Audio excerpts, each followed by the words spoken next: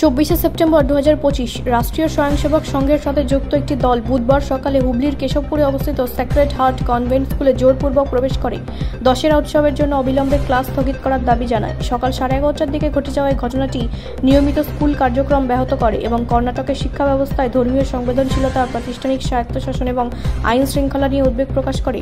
TCO নিউজের মতে প্রত্যক্ষদর্শীরা জানিয়েছেন যে আরএসএস এর সাথে জড়িত বলে দাবি করে প্রায় 20 থেকে 25 জন ব্যক্তি অনুমতি ছাড়াই প্রাঙ্গণে প্রবেশ করেছিলেন।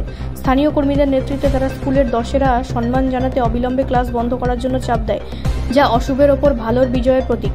কর্ণাটকের পাবলিক ইনস্ট্রাকশন বিভাগ 2025 সালের 22শে সেপ্টেম্বর থেকে 2 অক্টোবর নবরাত্রি এবং দুর্গাপুজোর জন্য সরকারি ছুটির সময় নির্ধারণ করেছে এবং 3রা অক্টোবর স্কুলগুলি আবার খুলবে। তার সত্ত্বেও দলটি যুক্তি দিয়েছিল যে 24শে সেপ্টেম্বর ক্লাস করা হিন্দু ঐতিহ্যের প্রতি অসম্মানজনক। তারা প্রশাসনিক অফিসে ঢুকে স্লোগান দেয় এবং ঘটনাস্থলে ছুটির দাবি করে।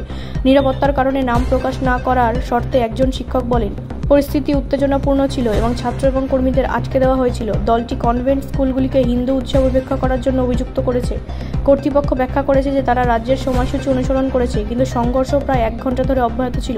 শিক্ষার্থীদের শ্রেণীকক্ষে ফেরত পাঠানো হয়েছিল এবং কিছু অভিভাবককে সতর্কতামূলক ব্যবস্থা হিসেবে তাদের সন্তানদের তাড়াতাড়ি সংগ্রহ করতে বলা হয়েছিল। উত্তেজনা কমাতে কেশবপুর স্টেশন থেকে পুলিশ এসেছিল। আমরা ছাত্র এবং কর্মীদের নিরাপত্তা নিশ্চিত করছি। ইন্সপেক্টর রমেশ পাতিল বলেন, আমরা স্কুল ব্যবস্থাপনার সাথে সমন্বয় করছি এবং ঘটনাটি তদন্ত করছি। কোনো আনুষ্ঠানিক অভিযোগ দায়ের করা হয়নি, তবে প্রয়োজনে আমরা ব্যবস্থা নেব। হুগলির জেলা শিক্ষক কর্মকর্তা সমস্ত স্কুলকে রাজ্য ক্যালেন্ডার কঠোরভাবে অনুসরণ করার কথা স্মরণ করিয়ে দিয়েছেন। যে কোনো বিচ্যুতি নিয়ম অনুসারে সমাধান করা হবে, বিবৃতিতে উল্লেখ করা হয়েছে, তবে ঘটনার নাম উল্লেখ করা হয়নি। ব্যুরো রিপোর্ট, রাষ্ট্রীয় প্রসার বাংলা।